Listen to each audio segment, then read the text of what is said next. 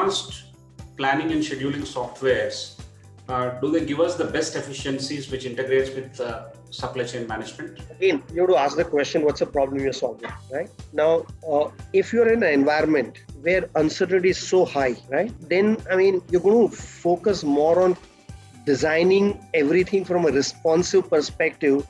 That's going to be your, bigger solution, that how do you make everything responsive, right? Rather than saying, can I have a advanced planning and scheduling software? If that is helping you responsive, go ahead, right? So I would say, I know I'm repeating myself. I think the key question is, what's the problem you're trying to solve? If you don't start from there, if I'm selling you the advanced planning softwares, right? For example, forecasting. If whatever you do, there are some businesses where forecasting is going to be extremely poor. I would not waste energy in forecasting.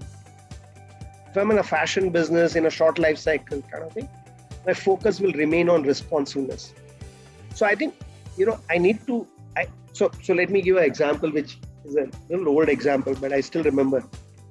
I remember sitting in a presentation, but this is long back, so not probably valid now also. But it stays with me. I had this company, I don't want to name the company, which said SAP has given us award that we are a power user because we are using so many functionalities of SAP. And I asked myself, and he gave me number of constraints, number of this and all that. I said, you are one of the most simple manufacturing firm. Okay, why have you made your problem so complicated, right? Now, the SAP had this whole notion of power user is so many equations, so many constraints, so many variables. To me, it was completely false, right? Ideally, it had a simple manufacturing, the distribution was more complex, sourcing was more complex.